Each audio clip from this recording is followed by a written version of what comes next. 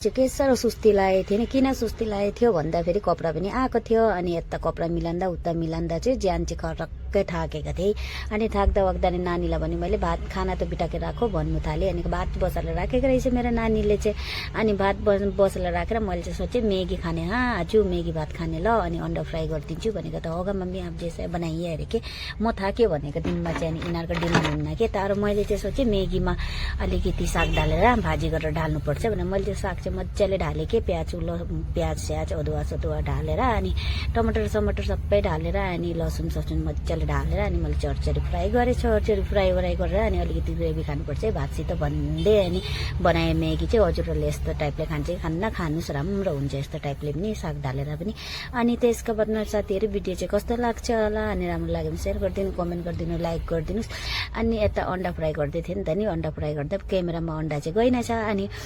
देखेन चाहिँ बच्चाले मलाई क्या गरेर भिडियो गर्दै कराउँदै थियो अनि मैले आउने त भन्दै